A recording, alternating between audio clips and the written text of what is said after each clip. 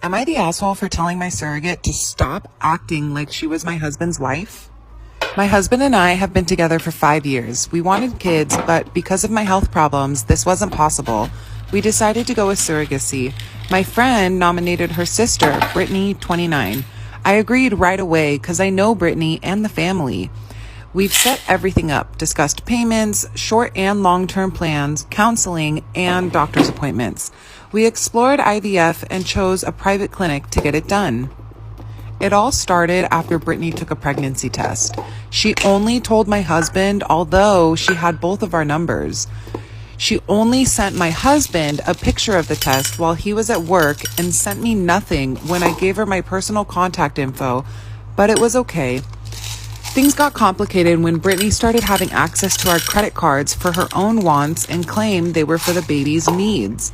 She excluded me from doctor's visits and scans and only had my husband go with her.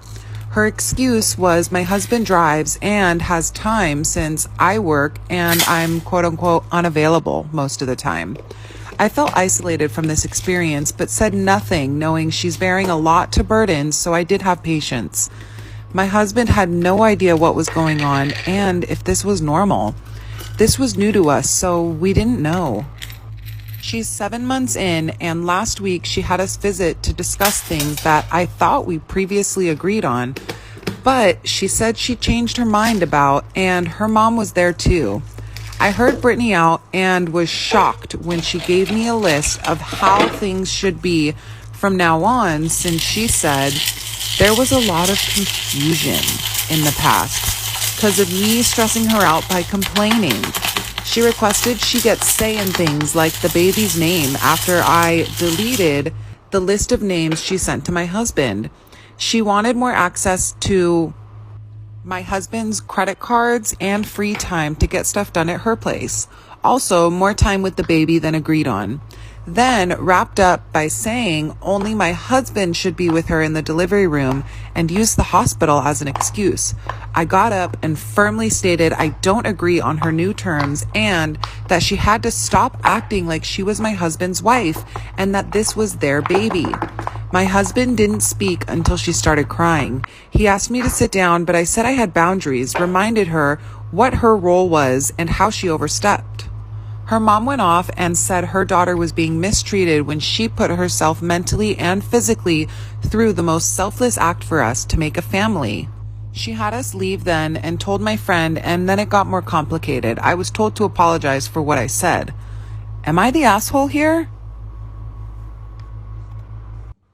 Am I the asshole for no longer making toys and furniture for my former sister-in-law after her new husband called them an embarrassment and me cheap for not paying for stuff? My brother died before his firstborn child was born.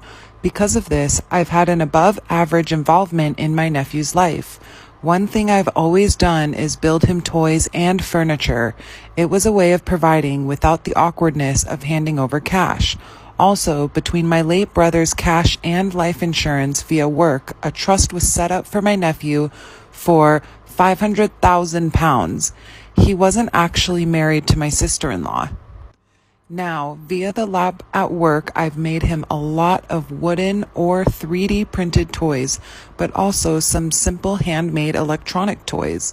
My sister-in-law was always grateful for these, and my nephew, by all accounts, loved. Am I the asshole for wanting to walk into my first home without my wife? My wife, 25 female, and I, 27 male, have been married about 6 months now. I have a good job in sales and have managed to save enough to get together a deposit for a house. It is true that my parents have helped me out quite a bit too financially. My wife has not been employed very consistently. She has worked as a model but hasn't saved much at all. I bought the house and the estate agent handed over the keys to me. My wife wasn't there at the handover. I was obviously super excited to show her the house and for us to start our lives together. We drove up to the house yesterday. I said to her while we sat in the car outside, "Is it okay if I go in alone first, just so I can have a moment alone in my first home?" I felt that it was a significant moment in my life, and I wanted to experience it alone, even just for 30 seconds. My wife was upset about this and has been off with me ever since. We have moved some of our stuff in, but she's clearly pissed. I think she's being selfish. My brother says I am the one being ridiculous. So, am I the asshole? Am I the asshole for not wanting to give my late husband's sperm to his parents? I'm sorry, I really tried to think of a less silly title. When my husband was diagnosed with cancer, we froze his sperm so we could have children via insemination even after chemotherapy. His parents were very involved in his treatment and were aware that we were doing this. His treatment was unfortunately unsuccessful and he passed away on July 19th. His parents asked me if I was considering being inseminated with his sperm, and I said no. Then they asked me if I could transfer ownership of the sperm to them so they could use it to have grandchildren. I assume they're planning on hiring a surrogate for this, but I'll admit I was so surprised and confused I didn't actually ask. My gut reaction was that this was wrong and exploitative and not what my husband would have wanted. We froze his sperm because we wanted to raise a family together, and freezing his sperm seemed like a better option than adopting or using a sperm donor, not because he wanted to give his parents grandkids or just put his DNA out into the world for the sake of it. I'm also really confused about who they expect to raise this child or children, as they're both in their 60s. The surrogate? One of their nieces or nephews? My husband has no siblings. Am I the asshole? Am I the asshole for refusing to let my brother-in-law see my son after causing me to miss his birth? I, male 30-year-old, got a few close friends from college that I hang out with, including my brother-in-law, my sister's husband, Austin. My wife and I are expecting our first baby, and because this was our first, we struggled with understanding things like whether my wife was going into labor or just dealing with pain and soreness. We ended up in the hospital for nothing since she was due in July. Therefore, I've limited my time out with the guys, especially in the evenings and nighttime. I've skipped meetings with them to stay home by my wife's side, ready for any emergencies. My friends were upset they haven't seen much of me in a while. I explained my situation, but they gave me crap about it every single time, especially Austin, who kept pressuring me into going out for a few beers, saying he was in my shoes twice and has experience. He said that XYZ signs, can't say it here, mean my wife would soon be in labor, and advised me to relax. One night I caved into going to his farm since his birthday was days prior and I missed it because my wife got sick. He wasn't happy and he whined about it. My wife was in with my in-laws and I wanted to call her, but I couldn't find my phone. I put it on the counter, but it wasn't there. I borrowed one of their phones after an hour or so of search to call my wife, and her sister picked up asking where I was. I was in dismay when she said she was at the hospital with my wife because her water broke and she went into labor. I couldn't explain. I drove to the hospital ASAP, but was met with my father-in-law berating me for ignoring his text and 18 missed calls. I wasn't allowed into the delivery room because my wife screamed at me to stay out. I felt awful. I waited outside while my in-laws berated me for my neglect, even when I said I lost my phone. Chris said Austin hid my phone after seeing my father-in-law's text to get back at me for missing his birthday. I blew up at Austin, calling him an SOB for doing this. He said Chris was a liar and swore he didn't see any texts or calls, and he hid it as a joke to scare me a bit. I left after this and haven't seen him in days. The guys got involved, begging me to make things right with Austin, who didn't know. Otherwise, he would have told me. So it was a misunderstanding, and my wife bears the blame for not letting me into the room. But can I blame her?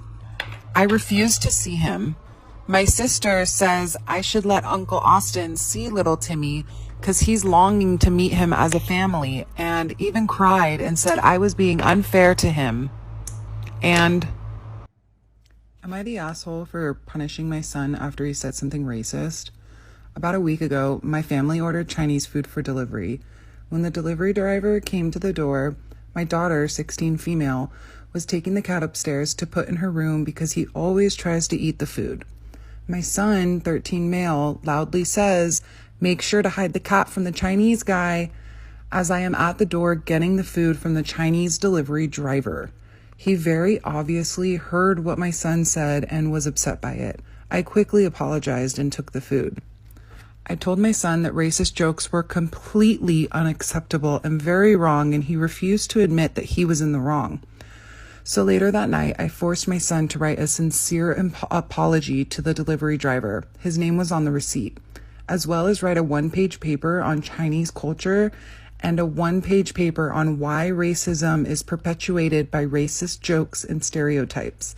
Then the next day, I took him to the restaurant and had him read his apology aloud to the delivery driver, as well as give him the papers he wrote. The driver was very appreciative of the apology and thanked me for making my son do it. He then told my son about multiple instances where he had faced racist comments and attacks from people while he was a delivery driver. That night, my husband, 43 male, and I got into an argument about me making our son do this. He told me that it was embarrassing for our son to have to do this apology and that the punishment didn't fit the crime. I told him that it was much more embarrassing for the driver to have to face that kind of racism and racist stereotypes, and that our son would get over the embarrassment. I do not condone any kind of hateful thinking in my house, and the fact that my son said that embarrassed me as well. My husband told me that it was just a joke and it wasn't that big of a deal. I feel like I might have overreacted some, but I think it's important to help my son understand how what he said was wrong and hurtful. I finished the story early, so I'm going to read some of the upvoted comments. So a lot of the comments talked about how the dad needed a lesson too. And there was one comment that really stuck out to me. It says, "Especially because you have no idea if he's saying this around other Asian kids where there's even more damage. I remember all the racism I faced in school, that I had tiny eyes, or I ate dogs, or Chinese people were barbaric and always drowning their girl babies. I'm a girl and my parents didn't drown me. But I left a lasting impression and often wished I was white so I could be normal. But if we fight back, we're too sensitive.